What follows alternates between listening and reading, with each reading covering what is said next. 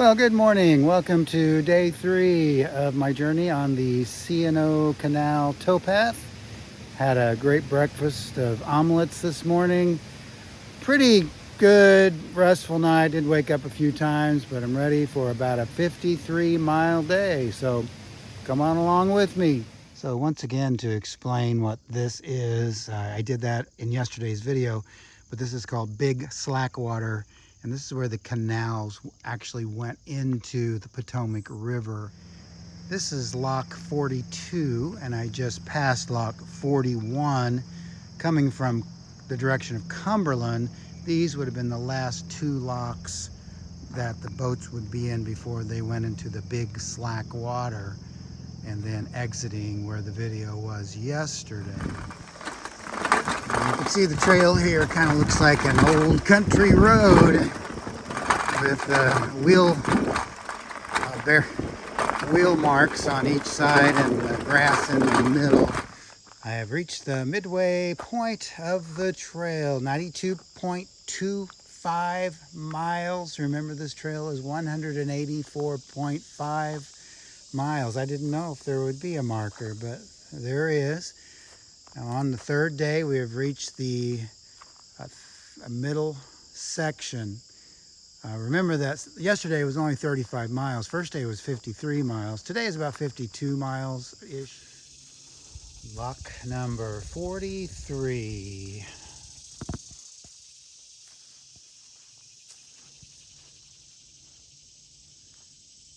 And the old lock house. So we have behind us there kind of a trailer village. Not sure what they call that.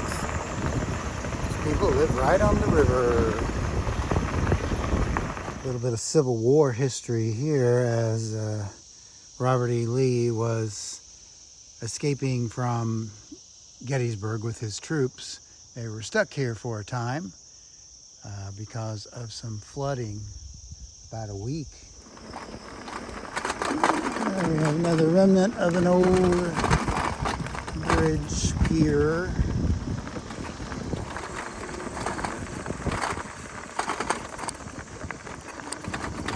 Looks like we have a very nice restored lock right here. Don't know if it's used, but it looks very nice. This is lock 44. And we have lock house 44 right here, and it's open today.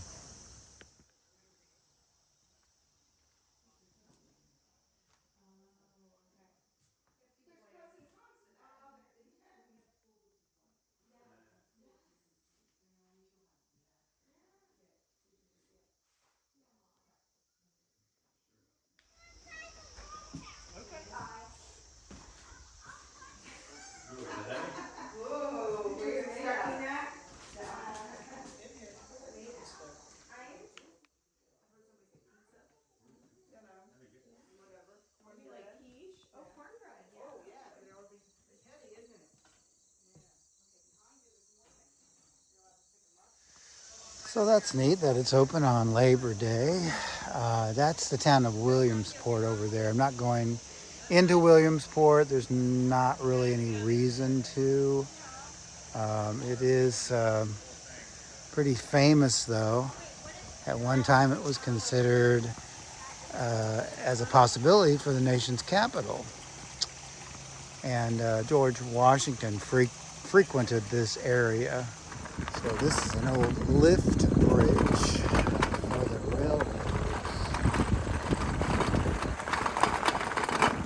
Coming to a restored aqueduct with water in it. And the other aqueducts you could ride through. This one you have to ride on. I wasn't about to try to ride across this and record at the same time. I don't want to end up in the water. But that's cool. You can see how it really worked. You had this bridge with water on it, hence an aqueduct going across this river or creek right here. Pretty amazing engineering for back in the day. can't remember the name of this creek, but it flows into the Potomac right over there.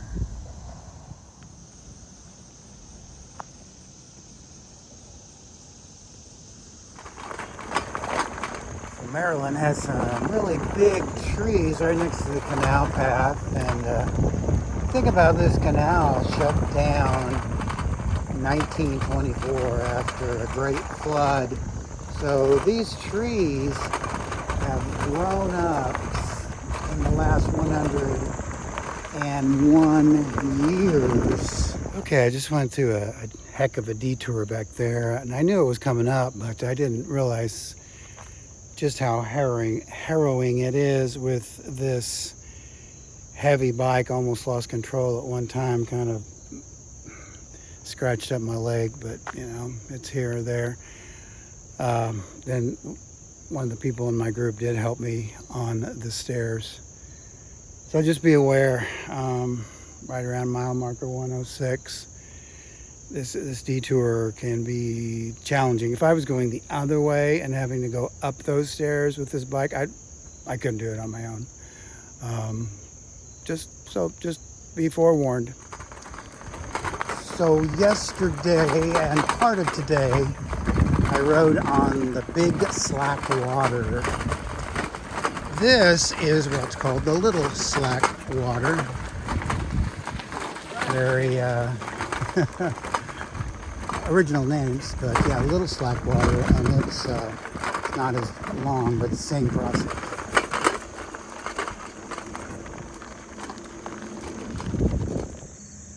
Lock 46, and ladies are getting a picture taken, and gentlemen. And there we have another lock house. I don't believe that one is one they rent out.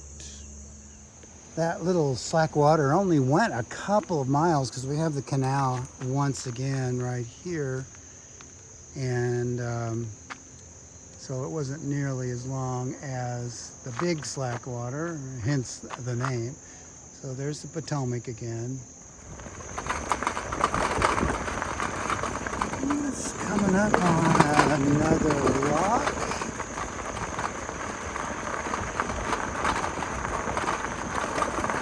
This is rock number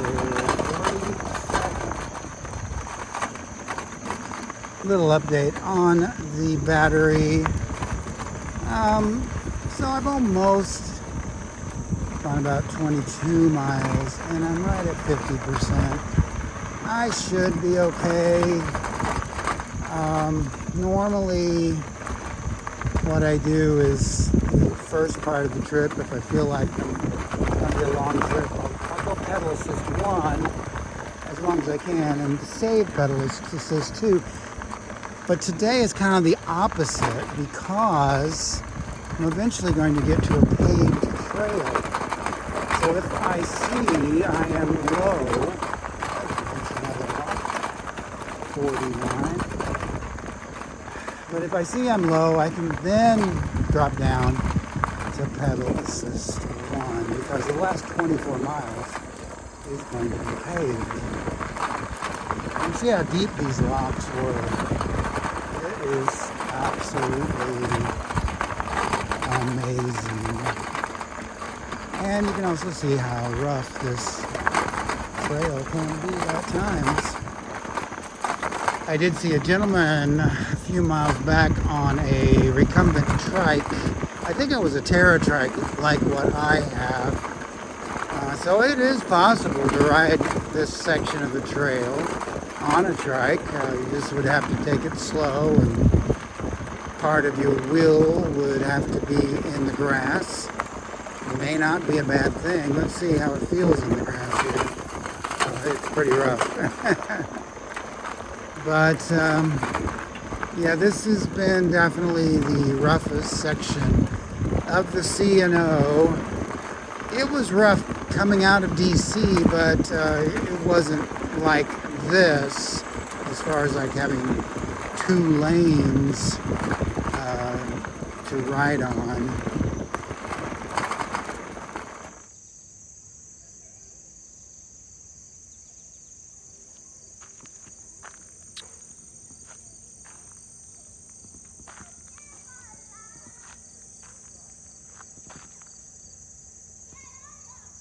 Coming up on Fort Frederick, which is a Maryland state park.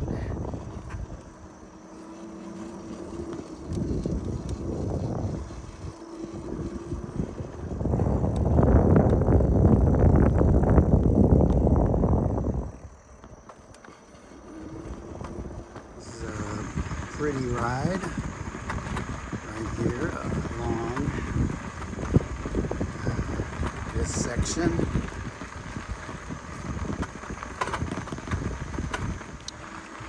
I believe this may still be a working railroad, but it's an old bridge.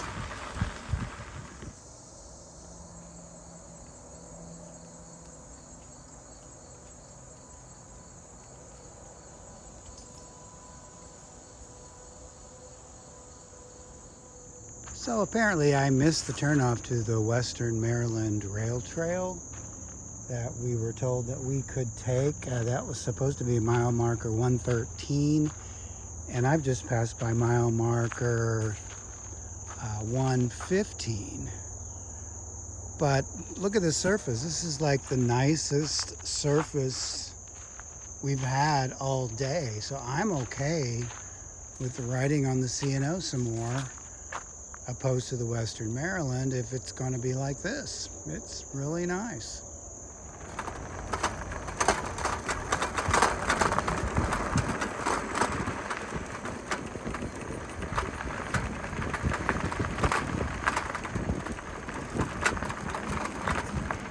I believe this also would have been an aqueduct.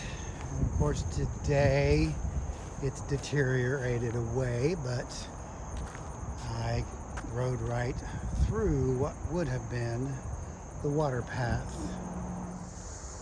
Found a big black snake in a tree. That's non-venomous, of course.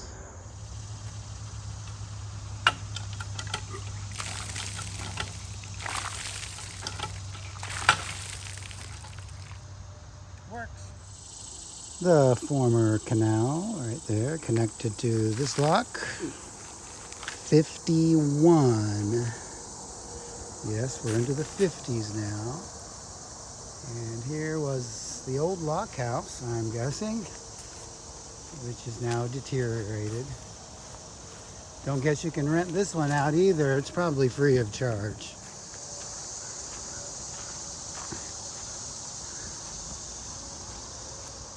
Oh, looks like the remnants of an old fireplace.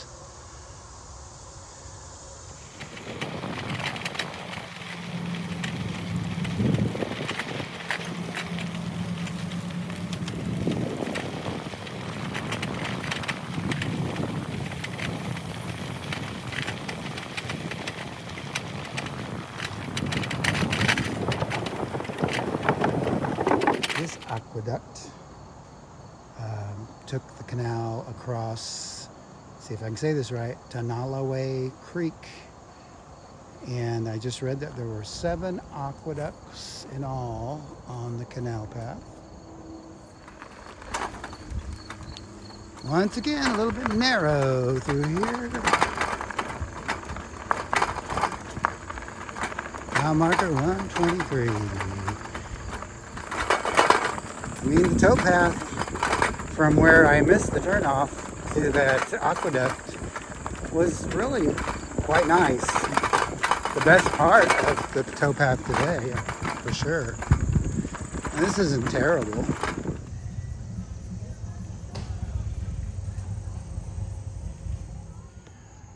So I am going to take the Western Maryland Rail Trail to our point of camping today. Well, we're going to be picked up and taken to camping. That's going to be about 15 miles, but as you can see, there is the canal and the towpath right over there. So it parallels the canal and towpath. For those who say, oh, you didn't take the canal trail the whole way. Well, that's true, but it was the same amount of riding. So I just wanted to see what this trail is like. This also gives a little bit of the town of Hancock. Just enjoyed a delicious double scoop of ice cream and a cone back there at that ice cream shop. That was really good. Hit the spot. That'll get me the rest of the way today. Also, I am in pedal assist 2. I think I've conserved enough battery that I can up the game a little bit. Go about 15 miles an hour on this paved trail.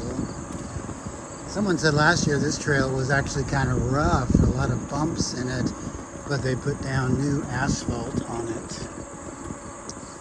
This trail is a former railroad line, the Baltimore and Ohio, I believe, the B&O, which was in constant competition with the canal system. They broke ground on the same day, July 4th, 1828, to build and see who could get there the fastest. Guess who got to Cumberland the fastest? The railroad by about 8 years, actually. And actually, if you go on the Gap Trail, that is former B&O railroad also.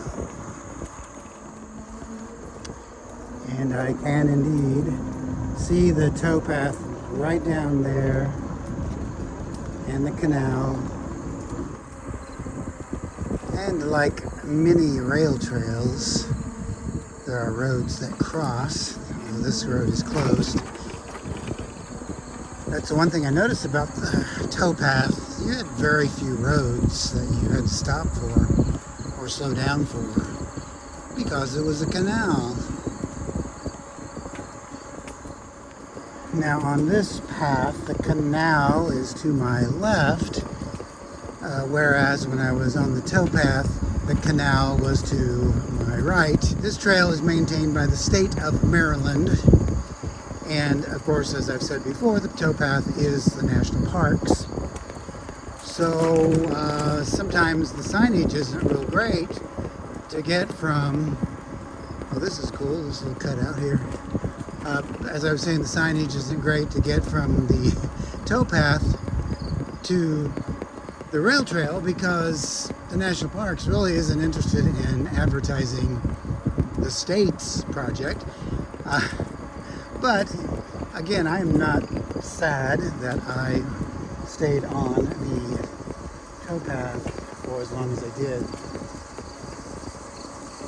Okay, yeah, it's way down there now. We're way up high from the towpath and the canal. Okay, so I stopped so I thought I could show you.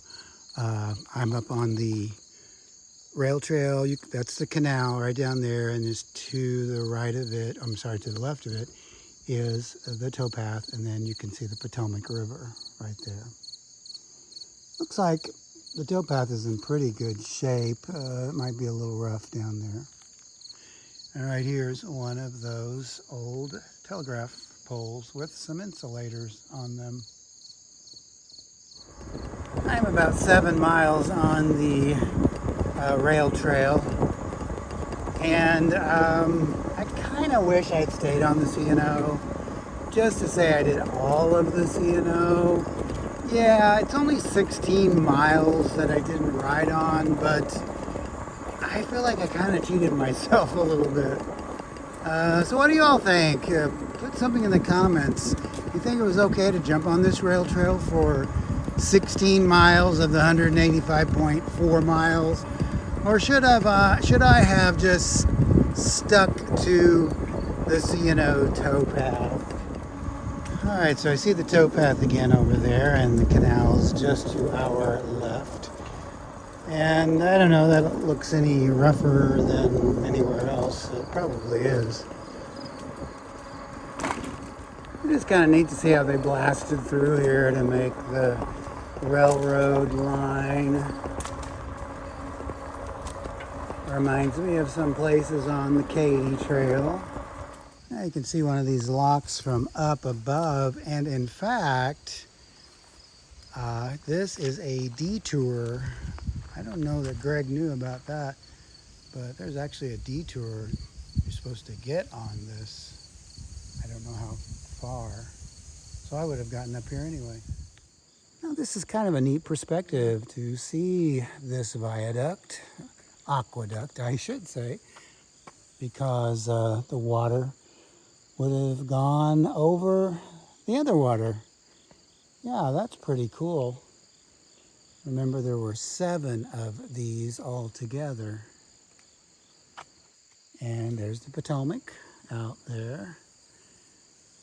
Looks like for that one you can either ride through it or on top of it. Now I'm going to talk a little bit more about the battery life, and I know that some of you don't watch these videos for that aspect, but some electric owners might. Last year with my Katie's trail trip on a 50-some mile day, I couldn't make it, but I was hauling a lot more stuff on that trip. I had to stop somewhere in the middle and charge up, and sometimes it would take as long as 4 hours. That's a long lunch. But you know, it's like rest, siesta, get back. Time 5 hours 59 minutes 21 seconds. Total distance 45.0 miles. Average pace 7 minutes 59 seconds per mile. Split pace 4 minutes 51 seconds per mile. I've actually gone 50 miles because I paused it back at the ice cream shop and I forgot to turn it back on, as I invariably do every time. But back to the charging aspect. If you start out early enough in the morning, hey, that makes a nice little break, and you take a little rest. You might even take a nap. So that's okay. If you're doing this trail on an electric bike and you want to haul your own stuff, you can do it.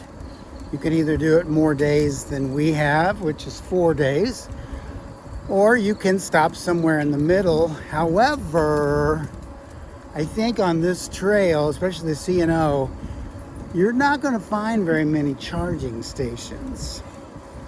But if you take this trip with 2-wheel escapes, you'll have the ability to charge every day, and they will haul everything for you.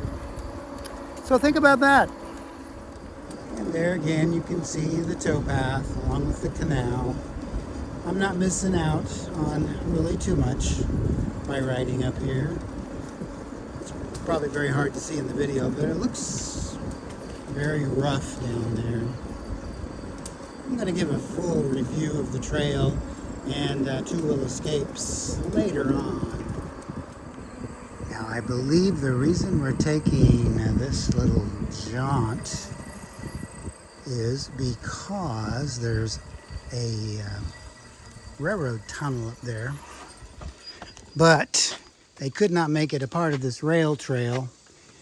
The reason being, there was a species of bat living in the tunnel, so it was for those reasons. Okay, so interesting, we are actually getting on the C&O towpath. Oh, so yeah, here we go again. So we are taking this detour onto the C&O. It's supposed to be about 2 miles, and we get back on the rail trail. That was mile marker 138, and our ending point is 141. So yeah, it makes sense to get back on the rail trail, because the rail trail takes us right to Bill's place. So yes, that's probably the preferred thing to do. And we have one more lock today.